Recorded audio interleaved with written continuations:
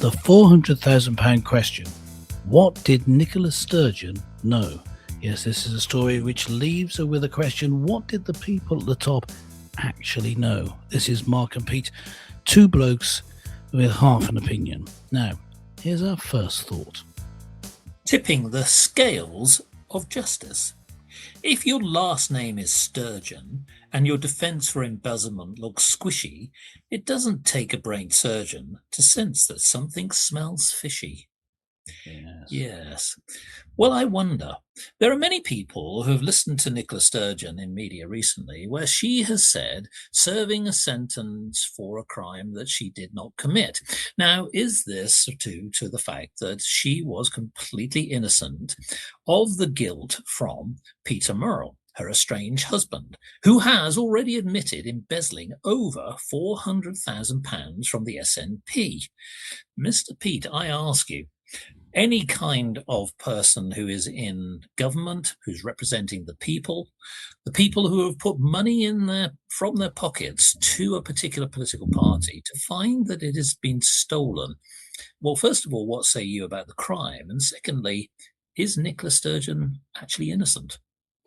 Well, it is a serious crime. I mean, as you were outlining, people have put their trust in this party, of which the person in question, Mr. Morrell, was the chief executive. So yes, it's an abdication of responsibility. It's denial of trust. It's theft. It's embezzlement. And so this is a very, very serious crime. It's a large amount of money.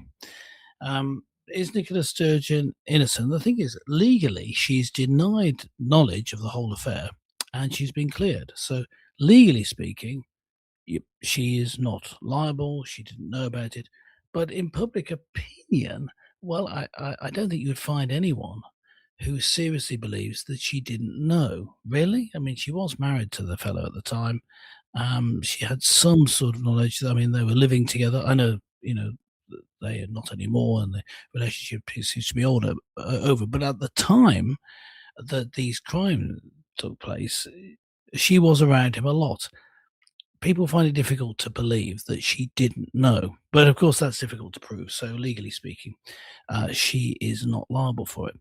But the question, of course, that I guess we're going to move on to, Mr. Mark, is that being the case, what does it mean for the political party that she was leading? Because whether she knew or didn't know, there's a problem. If she knew, then we've got immorality. If she didn't know, we've got naivety and incompetence. So which is it? Take your pick. They're both negative. Well, I agree with you. I mean, it's very difficult to see any kind of positive out of this situation. So basically, Peter Murrell basically illicitly purchased luxury goods, jewelry, cosmetics, 2 cars, and even a very expensive motorhome.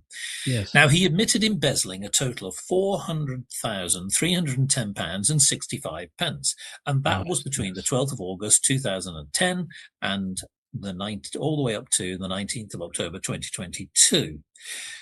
So it wasn't as though he grabbed the money in one go. He did this over a period of time. But the one thing that a lot of the people are saying, both in Parliament but also in the public, is how come that Nicola Sturgeon didn't recognise some of these gifts? And most importantly, probably one of the most expensive items was the actual caravan, which was worth over £100,000. I mean, sitting on your driveway, would you not, Mr. Pete, question where that came from? She must have walked into it every morning. It's been pretty obvious. Yes, it is difficult to believe. I agree. And it is very important. This, I mean, a quote from the Bible, many places where it talks about the importance of integrity. Proverbs 10 verse 9 says, "He that walketh uprightly walketh surely, but he that perverteth his ways shall be known." And it's one of the constant theme in biblical thought that if you do deeds which you thought were going to be kept in darkness, the light's going to shine on them at some point. So you're better off not doing them, is the idea. It's not just that integrity is right, it's also a good strategy to be honest, because you will be found out. And as a political party, I mean, what has this done?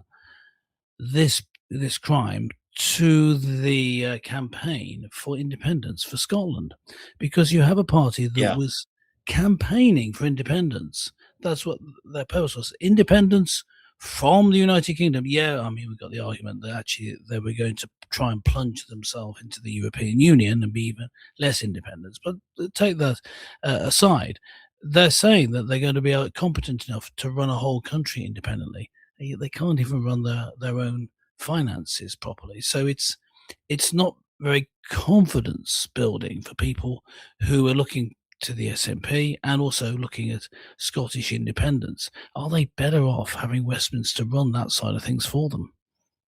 Well, it does raise that big question because, unfortunately, both Murrell and Sturgeon were really strong powerhouses in the political Scottish arena.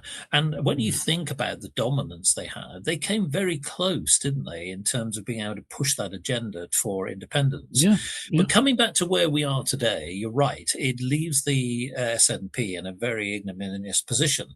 What's even more remarkable is that when you dig into the detail, because unfortunately Morel didn't just buy those items that I highlighted, there were a whole range of different things.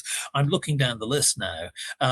He had a Smithson's dressing table and tea set for £3,000. nice, A very nice, robotic lawnmower for over £3,000. There was even lovely, Shetland jewelry, 9 carat gold pendant for 425. I mean, the list goes on and on. lovely. Surely that Sturgeon must have recognized that, this constant sort of treasures that were just being bestowed upon her and as well as him. You must have thought, surely, even though that he's a wealthy person, relatively, that is, meaning that he was earning a reasonable salary, it was disproportionate to what he could afford. Now, Yes, again, I think this is where surely we come back to the big question: what did she know? Now, if she genuinely didn't know, and that was proven to be the case, it comes back to the naivety story, which is how on earth could you not know? yeah, And so, where does that leave her politically? I mean, really, I guess in shreds, I would yes, have said. yes. It is so in shreds politically, but it's the further question is if she genuinely didn't know and she was on top of things but still didn't know, what kind of organization is it that would make it not possible to know? You know what? Yes, If she is not incompetent or dishonest, then the party is very badly conceived and badly organized. So uh, yes, you just can't escape it. It's a bad it has bad effects on the party and of course Nicola well, Sturgeon in particular because the level of trust must now be at an all-time low. It takes a long time to build up trust with the electorate, and you can just burn it down very quickly by this sort of level of dishonesty and selfishness. yes. Well, actually, Sturgeon, in her defense, did say that Morell and Sturgeon had separate bank accounts. Sure. Separately to that, when it came to the party funds, they were audited independently. So, to your point, taking aside whether Sturgeon knew or not, they were actually scrutinized by independent accountants. So, to that point, where does that leave even the accountants? And I Mm. must admit that we're putting the focus on Nicola Sturgeon, but surely it goes to the wider community of those who were either complicit or those who were just incompetent in their bookkeeping. Yes, yes. There were certainly other players there who must have been involved to keep such a large amount secret, and I would say that there must have been more going on. It can't have been just him. So there may be a bigger investigation, which may actually be happening now behind the scenes. Are we saying now, Mark? Is this what we come to that the SNP itself was just a fraudulent operation? Well, indeed. What do you think, listeners? I mean, I must admit that this is a very serious situation for politics generally, but more importantly, how are we going to get back the £400,000?